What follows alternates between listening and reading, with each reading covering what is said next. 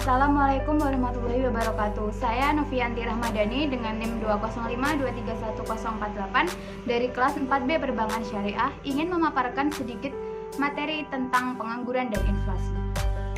Yang pertama yaitu pengertian pengangguran. Menurut Sukirno, pengangguran merupakan jumlah dari tenaga kerja dalam bidang perekonomian yang aktif mencari pekerjaan tetapi belum berhasil mendapatkan pekerjaan tersebut.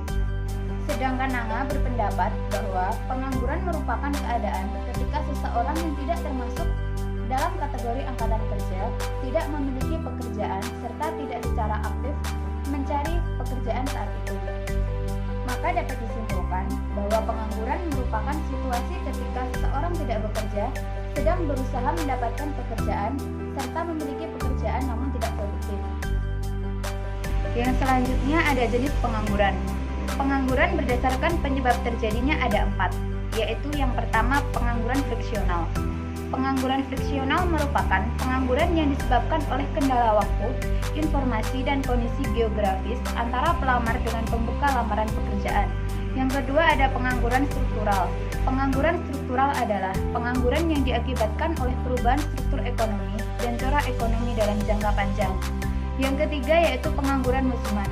Pengangguran musiman merupakan keadaan menganggur yang disebabkan oleh fluktuasi ekonomi jangka pendek yang menyebabkan tenaga kerja untuk menganggur. Yang terakhir itu ada pengangguran konjungtur.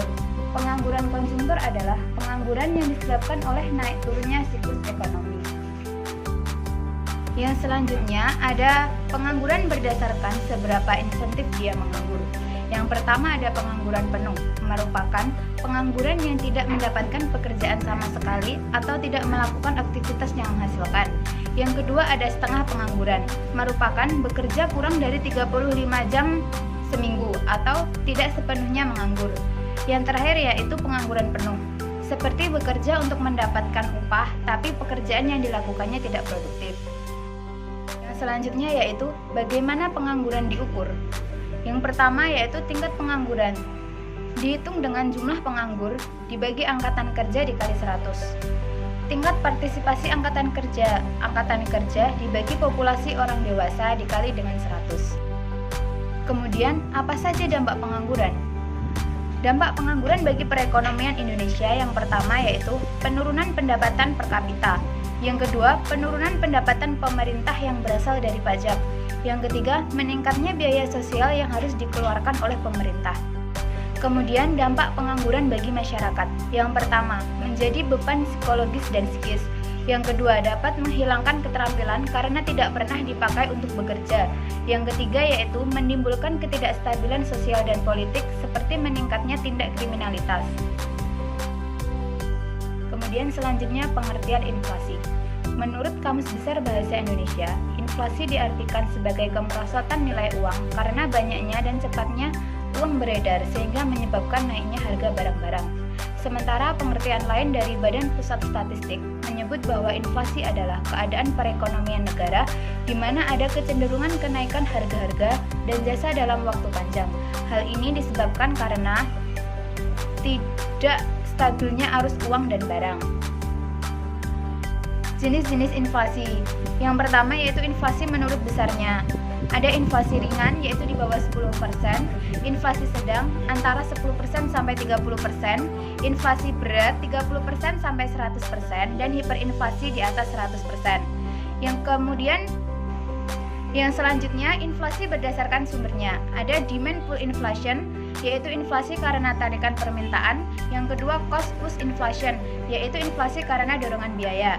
Selanjutnya inflasi berdasarkan asalnya. Ada domestic inflation, ada foreign inflation. Yang selanjutnya pengukuran inflasi. Inflasi dapat diukur dengan rumus P1 min P0 dibagi P0, di mana P adalah harga. Inflasi juga dapat dihitung dengan IHK atau indeks harga konsumen, yaitu dengan rumus inflasi sama dengan IHK 1 min IHK 0 dibagi IHK 0. Yang selanjutnya teori inflasi. Yang pertama inflasi inersia, kecenderungan bahwa setiap tahun orang percaya akan terjadi inflasi. Disebut juga inflasi harapan atau expected inflation. Yang kedua yaitu teori kuantitas. Penyebabnya yaitu jumlah uang yang beredar melebihi yang dibutuhkan masyarakat. Harapan psikologis akan terjadinya kenaikan harga di masa yang memengaruhi terjadinya inflasi. Yang ketiga ada teori Keynes. Inflasi terjadi karena beberapa kelompok masyarakat ingin hidup di luar batas kemampuannya. Dampak negatif inflasi. Yang pertama, bila harga naik terus-menerus, maka perekonomian tidak berjalan normal. Karena ada masyarakat dengan uang lebih dapat memborong, sementara yang kekurangan uang tidak bisa membeli barang, akibatnya negara rentan terhadap segala macam kekacauan yang ditimbulkannya. Masyarakat cenderung menarik tabungan guna membeli dan menumpuk barang sehingga banyak bank kekurangan dana berdampak pada tutup atau bangkrut atau rendahnya dana investasi yang tersedia. Yang ketiga, produsen cenderung memanfaatkan kesempatan kenaikan harga untuk memperbesar keuntungan dengan cara mempermainkan harga di pasaran. Yang keempat, bila inflasi berkepanjangan, produsen banyak yang bangkrut karena produknya relatif akan semakin mahal sehingga tidak ada yang mampu membeli. Dampak positif inflasi. 1. Masyarakat akan semakin selektif dalam mengkonsumsi, produksi akan diusahakan seefisien mungkin dan konsumtif dapat ditekan. Yang kedua yaitu inflasi yang berkepanjangan dapat menumbuhkan industri kecil dalam negeri menjadi semakin dipercaya dan tangguh. Yang ketiga, tingkat pengangguran cenderung akan menurun karena masyarakat akan tergerak untuk melakukan kegiatan produksi dengan cara mendirikan atau membuka usaha. Sekian yang dapat saya sampaikan. Apabila ada salah kata, mohon maaf. Wassalamualaikum warahmatullahi wabarakatuh.